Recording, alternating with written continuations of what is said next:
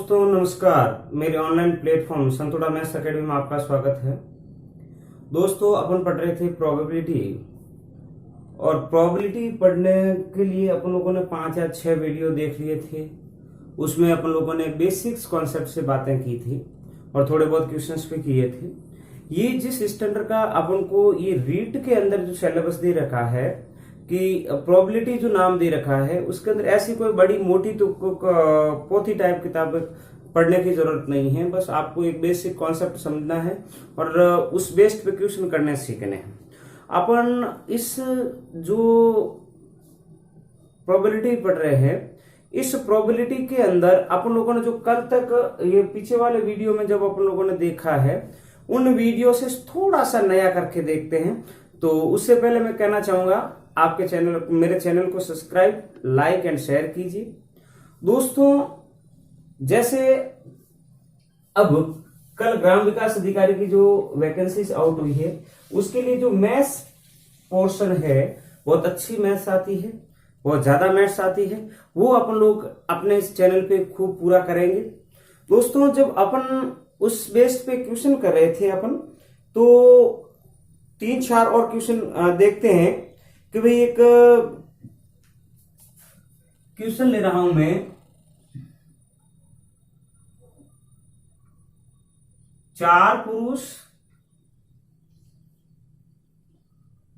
3 महिलाएं और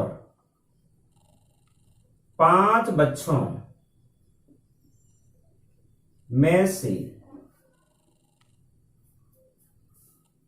एक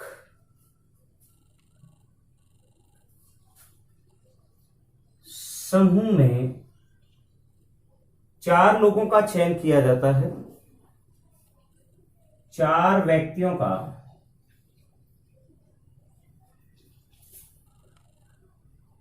यादृच्छिक चयन किया जाता है।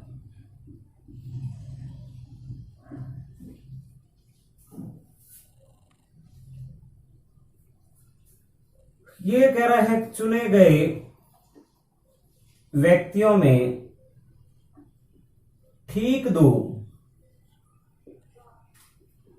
बच्चे होने की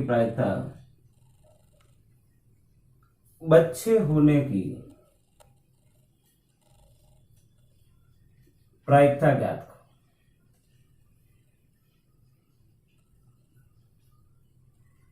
अब दोस्तों, जब अपने सामने क्वेश्चन है कि 4 पुरुष दे रखे हैं, 5 महिलाएं दे रखी है और 3 महिलाएं और 5 बच्चे दे रखे हैं। अब इन महिलाओं में 4, 3, 7 और 5 कितने हो गए? 11। उनमें से कितने का समूह लेना है अपन को? 4 का समूह लेना है। यादृच्छिक चयन करना है, रेंडमली अपन को देखना है उनमें से। तो उनके में से इन्होंने कंडीशन ये दे दी है, भाई उस जो 4 व्यक्ति चुनोगे आप, उसमें से 2 बच्चे होने चाहिए।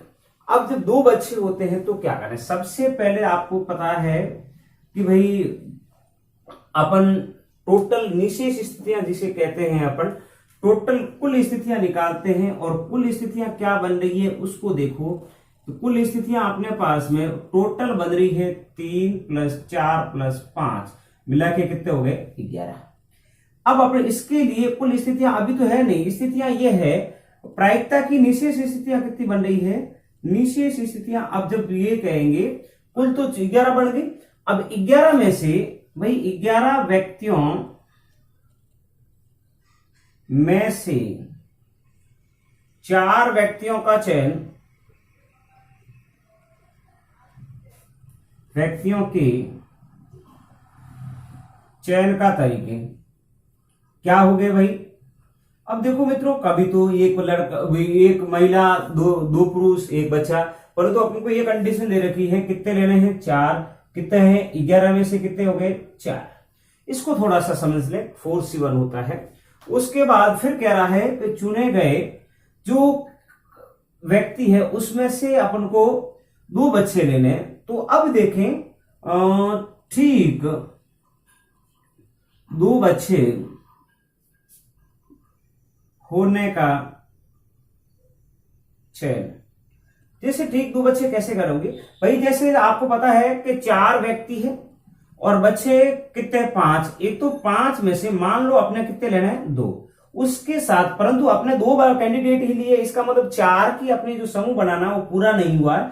अब 4 किन में से लेवे और इन दोनों में से जो भी स्थिति बनेगी 7C2 ये इसकी हो गई, यानी कि ठीक 2 बच्चे होने के अनुकूल स्थिति कितनी बनी है भाई 5C2 इंटू 7C2। अब देखो प्रोबेबिलिटी निकालें अपन, प्रोबेबिलिटी निकालते हैं तो अनुकूल स्थितियां इंटू 7C2 अपॉन कुल स्थिति कितनी है 11C4। अब इसको सॉल्यूशन करते हैं, थोड़ा सा यदि नीचे नहीं दिखे तो इधर देख लेंगे। अब देखो 5C3 का मतलब होता है NCR का मतलब होता है factorial n upon factorial n minus r into factorial r। ये जैसे देखोगे 5C2 का तो 5 फैक्टोरियल 3 इंटू फैक्टोरियल 2, इसी प्रकार factorial 7 factorial 5 factorial 2 upon factorial 11 factorial 7 and factorial 4, सभी इसी फॉर्मूले में रखें। ये फॉर्मूला इसके द्वारा होता है NCR का मतलब होता है factorial n upon factorial n minus r into factorial r। जैसे देखोगे तो देखो 5 5 कैंसिल आउट हो रहा है, ठीक है 5 5 कैंसिल आउट हो रहा है। इसका मतलब अब ऊपर थोड़ा सा देख लेते हैं, फैक्टोरियल 7 है, ये फैक्टोरियल 7 ऊपर चला जाएगा, ये 4 7 ऊपर चला जाएगा, factorial 3 into factorial 2 into factorial 2।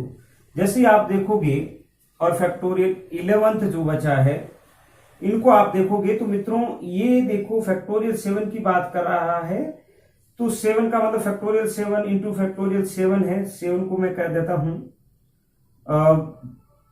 Into 4। अब जैसे देखो आप लोग जैसे जैसे बाहर निकालते जा रहे हो अब करते जाओगे तो इनको थोड़ा सा यदि कट करेंगे फैक्टोरियल का 7 into 6 into 5 into 4 into 3 into 2 into 1 होता, वैसा का वैसा इसी का आ जाएगा 7 into 6 into 5 into 4 into 3 into 2 into 3 4 into 3 into 2 into 1, 4 का भी हो गया। उसके नीचे आ जाएगा देखो 3 का तो है 3 इंटू 2 आ जाएगा, 2 का 2 ही होता है, 2 का 2 ही होता है, 11 का 11 10 9 8 7 6 5 4 3 2। चलो ठीक है मित्रों, सबसे पहली बात तो यहां करते हैं अपन कि 7 गया 6 गया 6 गया 5 गया 5 गया 4 गया 4 गया 3 गया 2 गया 2 गया, ठीक है। अब देखो यहां से 2 गया, यहां से 2 गया, उसके बाद देखो 3 गया 3 गया, वहां तक तो काम खत्म, 2 गया और यहां से 2 चला जाएगा, ठीक है।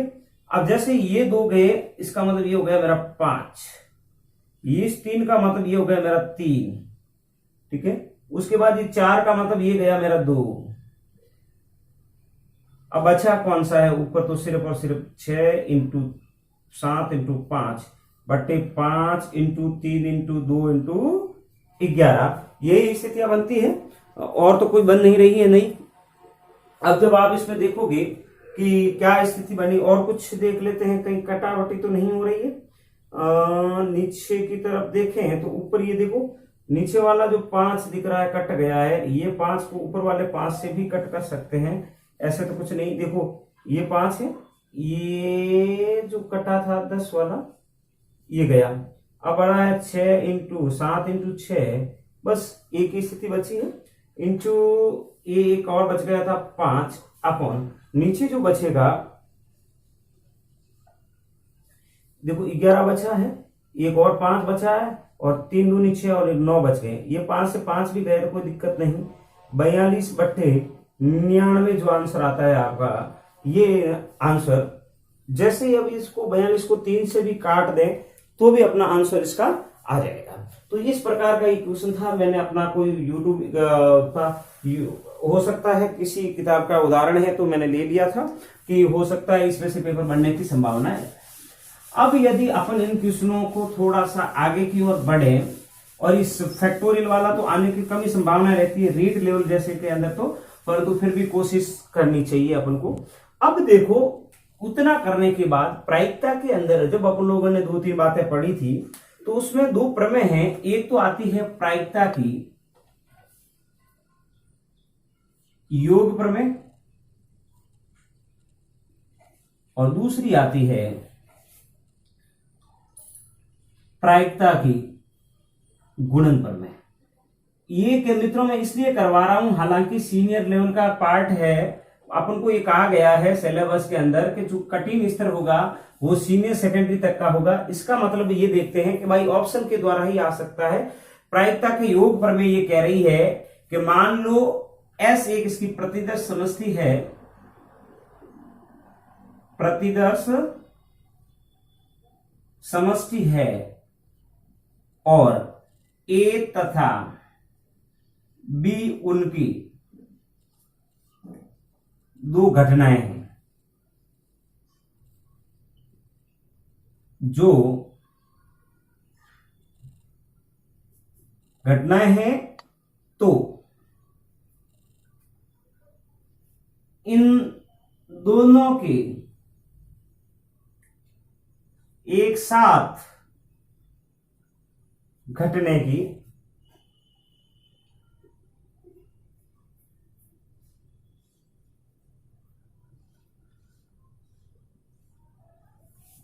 दोनों के घटित कर लो, दोनों के घटित होने की प्रायिकता क्या होगी, वो मित्रों सीधा याद रखना है आपको कि प्रायिकता A प्लस B, या ये होता है, इसमें थोड़ा सा अंतर होता है कि ये जो घटनाएं होती है तो अफर्जी भी हो सकती है और अनफर्जी भी होती है। ये लिखेंगे कि जब परस्पर अफर्जी घटनाएं हो, जब परस्पर अफर्जी घटनाएं हैं तो क्या होता है, इसके लिए प्रायिकता A plus B is equal to प्रायिकता A प्लस प्रायिकता B होता है, या प्रायिकता A union B is equal to प्रायिकता A प्लस प्रायिकता B। एक स्थिति तो होती है ये, इसको याद रखें फॉर्मूले के तौर पर। आपको ये दोनों फॉर्मूले काम आएंगे। जब उसके बाद यदि मान लो कि ये घटनाएं जो है परस्पर अफर्जी नहीं है, दूसरी स्थिति कह रहे हैं कि ये घटनाएं अपवर्जी नहीं है, तो क्या होता है, इसको स्पष्ट तौर से समझना। तो ये होता है कि प्रायिकता जो होगी A यूनियन B के इक्वल में जो होगी प्रायिकता A प्लस प्रायिकता B माइनस प्रायिकता A इंटरसेक्शन B। आपको सिर्फ और सिर्फ इसमें कुछ नहीं करना है, आपको ये याद रखने हैं, छोटे छोटे जो फॉर्मूले हैं वो याद रखने। ये तो है योग प्रमेय का। इसमें आपको स्टेटमेंट ये दे दिया जाएगा कि भाई सत्य कौन सा है इन तीनों में के। ये जब घटनाएं परस्पर अफर्जी है तो सत्य कौन सा, ये। और इसमें देखो मित्रों अंतर यही है कि आपको ये याद रखने ला है, उसमें से आपको याद करो कि जब अफर्जी घटनाएं होती है तो A intersection B equal to 5 होता है, यानी कि इसकी वैल्यू 0 होती है। तो यहां 0 रख लोगे तो आपकी वैल्यू प्रायिकता A union B equal to प्रायिकता A प्लस प्रायिकता B के इक्वल आ जाएगी। ये है, आपको सिर्फ और सिर्फ रीट वालों के लिए इतना ही करना है कि इसको स्टेटमेंट को ध्यान रखना है। उसके बाद अपन जब दूसरा ले रहे हैं प्रायिकता की गुण पढ़ने के अंदर बात करें तो इसमें अपन ये कह रहे हैं भाई S एक प्रतिदर्श समष्टि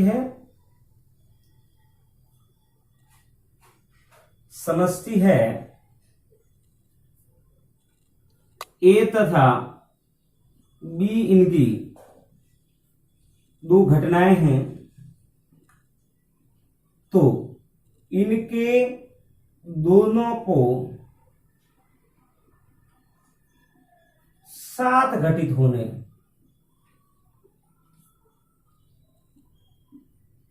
की प्रायिकता। मित्रों सीधी सी बात है, प्रायिकता की बात करा है, प्रायिकता बस इतना सा इसका ध्यान रखना है। प्रायिकता साथ घटित होने का मतलब है ए इंटू बी हो रहा है, प्रायिकता ए इंटू प्रायिकता ए अपॉन बी कह सकते हैं। दूसरा यदि प्रायिकता ए इंटरसेक्शन बी की बात कर रहा है, प्रायिकता बी ए इंटू प्रायिकता ए अपॉन बी के रूप में। ये जो स्टेटमेंट है आपको याद रखना है। इसको एक और फॉर्मूला है, यही है कि ए बी को मैं लिखूं, प्रायिकता बी यहां है तो इसमें प्रायिकता ए अपॉन बी कह देंगे।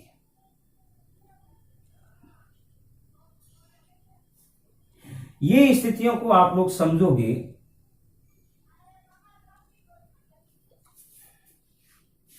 इन स्थितियों को आप लोग समझते जाओगे तो जैसे जैसे आप आगे बढ़ोगे ये हो जाएगा। इसको बी कर लें और इसको ए कर लें, यही स्थिति है। ये स्थितियां आपको याद रखनी है। जब यहां बी है तो नीचे भी बी है, यहां ए है तो यहां भी ए है, यहां ए है।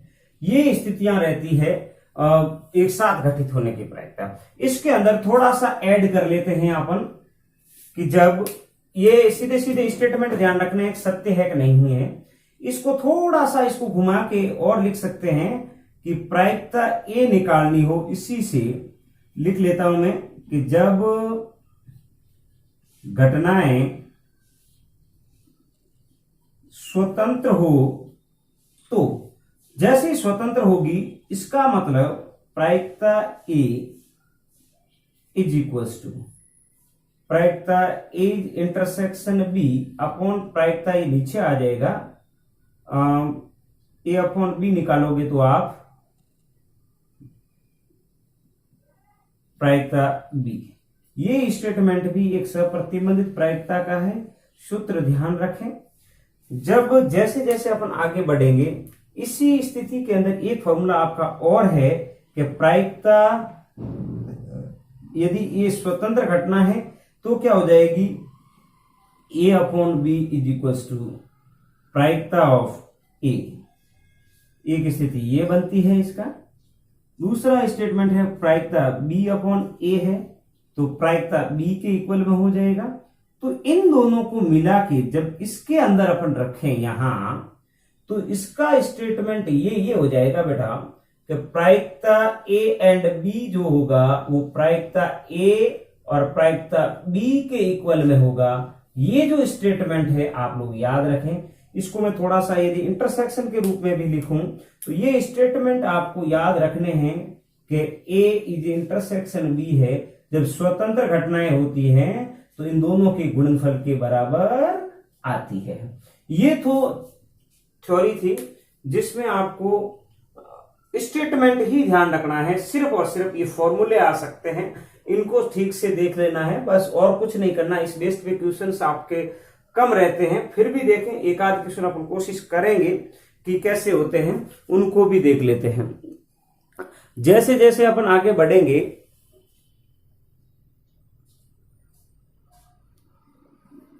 अब इन क्वेश्चनों को थोड़ा सा इस बेस पे एक आध क्वेश्चन करते हैं।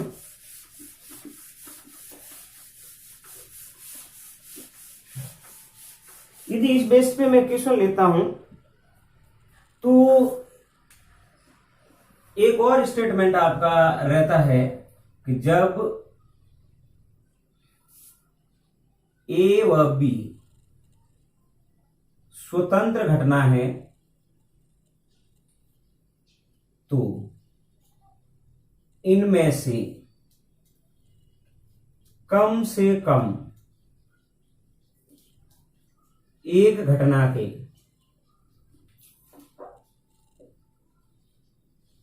घटित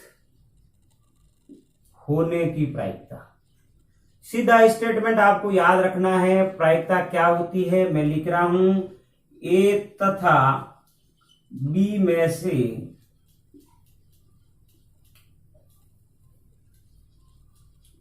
कम एक घटना के घटित होने की प्रायिकता ये हो जाएगी 1 माइनस दोनों के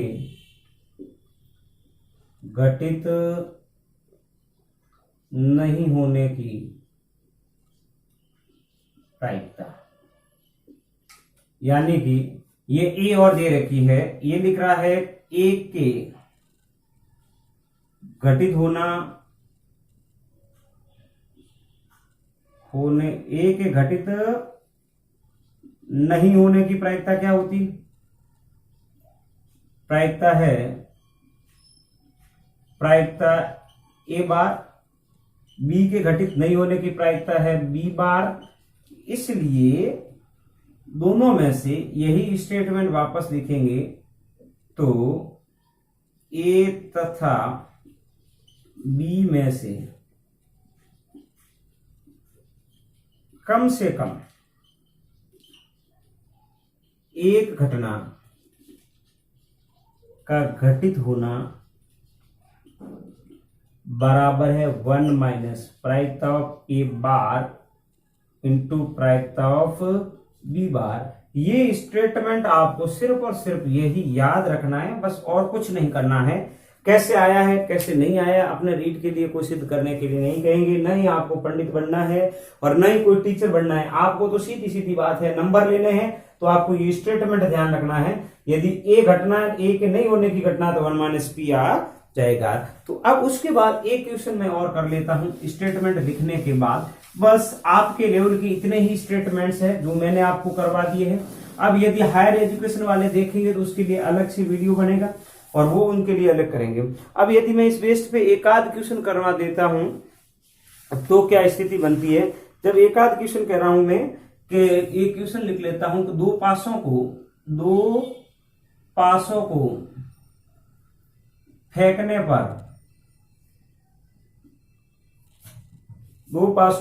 पर दोनों के अंकों का योग 7 या 9 होने की प्रायिकता ज्ञात करो। अब देखो 9 होने की प्रायिकता ज्ञात करने की बात कर रहा है तो उसमें सबसे पहले तो लिखना है सॉल्यूशन के अंदर, इसको अपन कह देते हैं कुल स्थितियां कितनी हो जाती है। कुल स्थितियां आपकी बनेगी, दो पास है, एक पास पे 6 अंक, दूसरे पे भी 6 अंक, इसका मतलब कितनी हो गई 36। अब अपन को कह रहा है कि एक पहले दोनों अंकों पे 7 आना। अब अपन कह रहे हैं कि 7 अंकों दोनों पासों पर